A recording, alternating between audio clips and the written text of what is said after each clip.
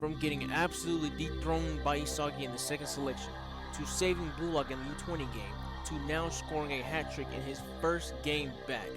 This is a video about Barou Shoei, the resurrection of a fallen king. Barou Shoei is a character we actually meet in the very first selection, where it was Isagi's Team Z versus Barou's Team X. Barou went on to annihilate Team Z. We didn't even see him play again until the second selection arc, where he had lost against Isagi and had actually became the peasant he had treated everyone else as. Barou lives just as the saying goes, my way or the highway, literally.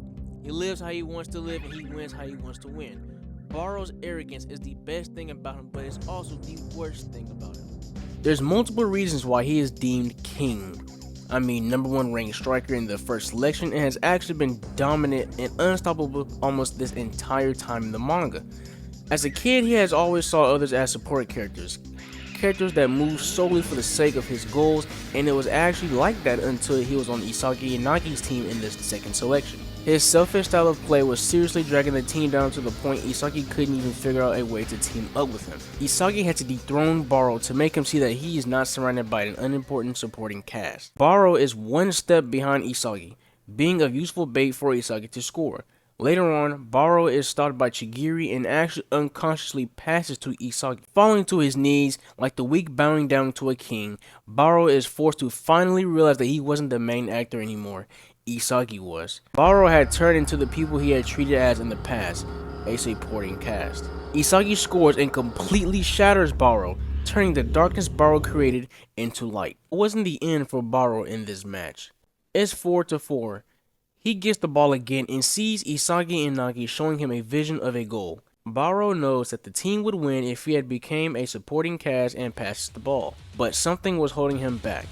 Something is telling Barou that passing the ball for someone else to score would be the end of his career.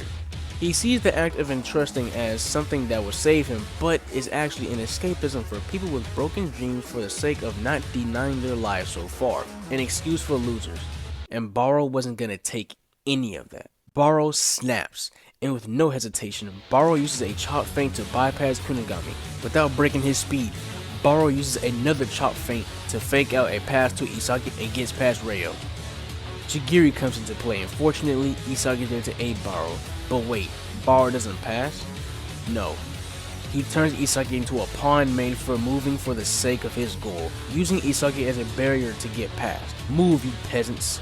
Make way for the king. If Isagi and Nagi are the main actors, then I will devour that light and be the villain if I have to. Barou strikes and scores, ending the game 5-4. Later on in the next match with a 4v4, it's 3-2 and the king was quietly sharpening his fangs, itching for the perfect time to strike. It was a loose ball. Rin and Isagi are heading towards the loose ball. Just like his introduction, Barou lurks in the shadows, breaks through the middle, steals the ball, and it's now time to dominate. Barou scores and calls Rin an eyelash freak, whatever that means. Isagi's team actually ends up losing, and we don't see Barou into the second half of the game against the Japan U20 team. It is the second half of the match, and it's now 3-2 Blue Lock on the losing end, and Barou is subbed in the second half as a wild card to throw the game completely off. Hiyori attempts to pass to Isagi and Hayate tries to intervene, but Barou takes it from both of them. Barou gets past Hayate, fakes out Miroku, and shoots it but hits the goalpost. Later on, Isagi gets knocked off balance but passes to Rin. Aiku is there to negate the pass, and the ball doesn't even make it to neither Rin or Aiku. It was the king of villains. Barou bombs it into the net and brings the match back to where it started. Blue Lock ended up winning this game 4-3, and now we enter the current arc, the Neo Egoist League. Now, Barou actually didn't even play in the first game of the arc, but boy oh boy, when it was time to kill, he did just that. He single-handedly destroyed FC Barca 3-1, being the only one who scored, and from having no value at all to being #1 in Blue Lock rankings with the value of 100 million yen. Once again proving that he is the king of soccer. If you guys enjoyed the video, please like, share, comment, and subscribe. Without further ado, I will see you guys later.